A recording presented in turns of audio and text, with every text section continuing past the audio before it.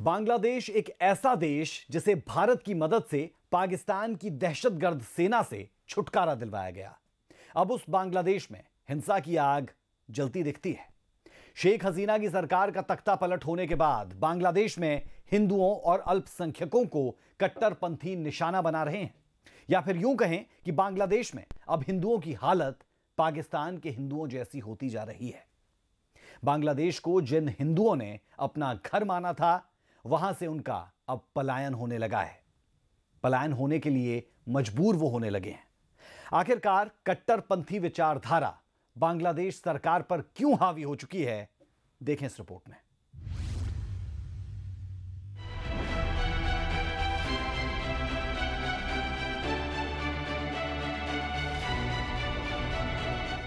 बांग्लादेश जो 53 साल पहले पाकिस्तान के जुर्मों से आजाद होकर बना था, जिसने आजादी के लिए खून बहाया था,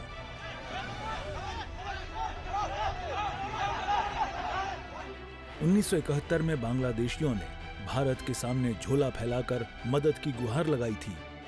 जिस बांग्लादेश को भारत ने पाकिस्तान के अत्याचार, गुनाह और आतंक की बेड़ियों से निजात दिलाई थी, उस बांग्लादेश में अब हिंसा की आग जल रही है।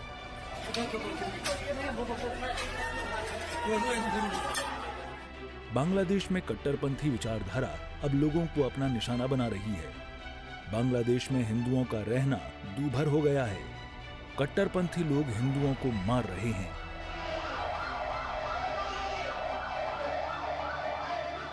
मंदिरों को तोड़ा जा रहा है। हिंदुओं को भीड़ पीट पीट कर भगा रही है। लोगों के घरों को निशाना बनाया जा रहा है।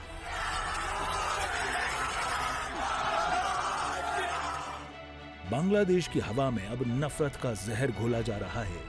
हिंदुओं पर हमला एक दो बार नहीं, बल्कि कई जगह पर कट्टरपंथी हिंदुओं को अपना निशाना बना रही हैं। बांग्लादेश में मोहम्मद यूनुस की अगुवाई वाली मुस्लिम कट्टरपंथी सरकार में इस्लामवादी बेखौफ होकर खुलेआम हिंदुओं की हत्या के लिए सड़कों पर घूम रहे हैं। हम आपको बताते हैं कि कब कब हिंदुओं पर बांग्लादेश में कट्टरपंथियों ने निशाना बनाया।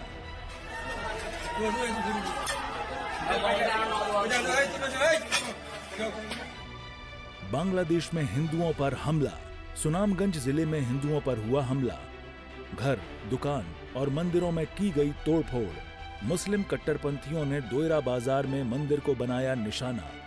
मंदिर को पूरी तरह से तहस नहस किया गया। सुनामगंज में सैकड़ों की संख्या में मुस्लिम कट्टरपंथी सड़कों, गलियों में चुन चुन कर हिंदुओं के घरों पर हमले कर रहे हैं।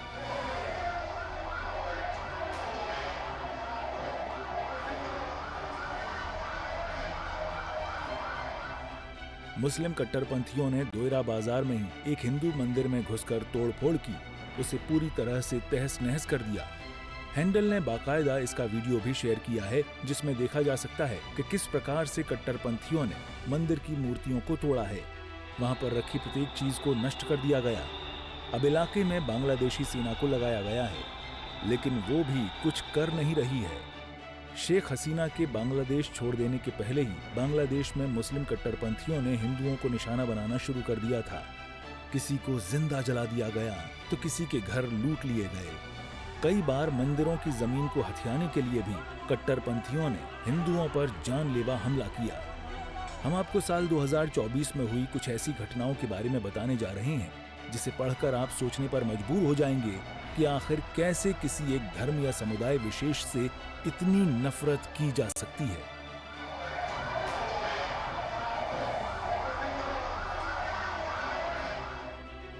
बांग्लादेश में कट्टरपंथियों की साजिश। 13 मई 2024 को मंदिर की जमीन के लिए साधु संतों पर हुआ हमला।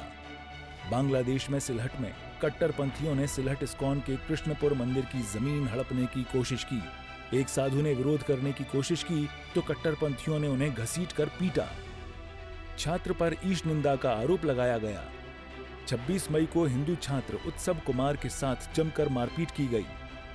इंदिरा गांधी कल्चर सेंटर को भी किया गया तबाह। कट्टरपंथियों ने इंदिरा गांधी कल्चर सेंटर पर हमला किया। 5 अगस्त को बांग्लादेश में हुई जमकर हिंसा।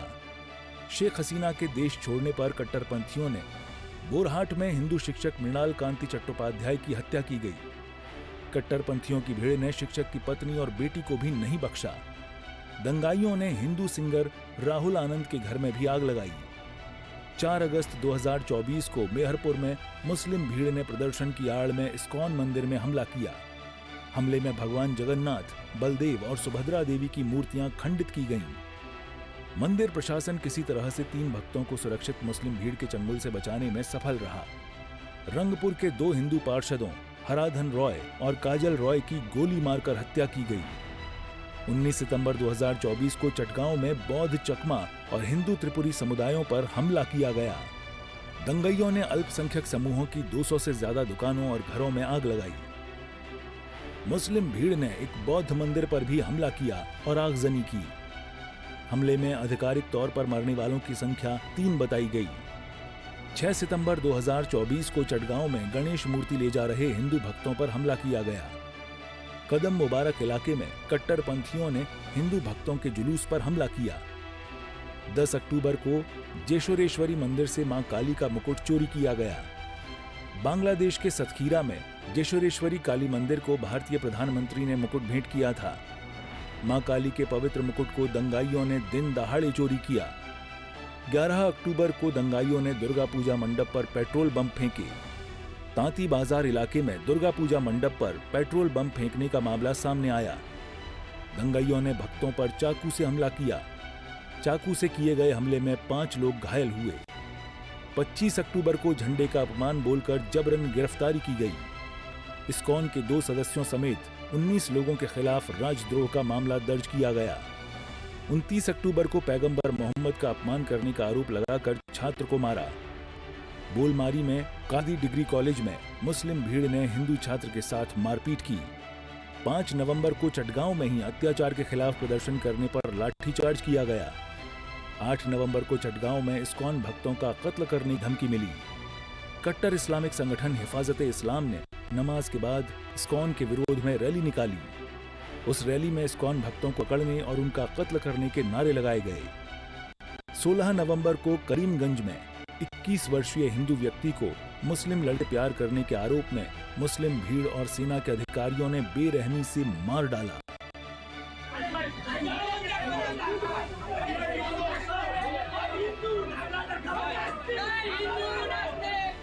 बांग्लादेश में अल्पसंख्यक समुदाय को निशाना बनाए जाने की जो घटनाएं हमने आपको बताई हैं, ये तो बस एक फिल्म के छोटे से ट्रेलर की तरह है। असल में बांग्लादेश की जमीन को हिंदुओं के खून से लाल किए जाने की साजिश की जा रही है।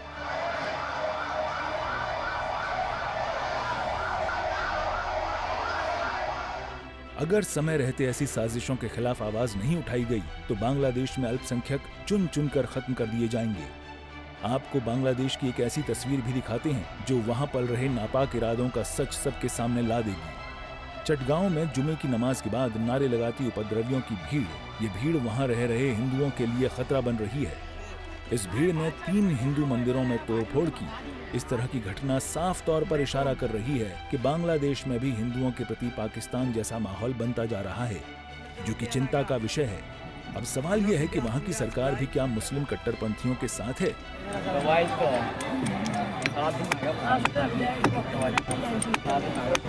बांग्लादेश की यूनुस सरकार लोगों की जान की रक्षा के लिए क्या कदम उठा रही है, या फिर सरकार ने बांग्लादेश में कट्टरपंथियों के सामने घुटने टेक दिए हैं? ब्यूरो रिपोर्ट, सूर्य समाचार।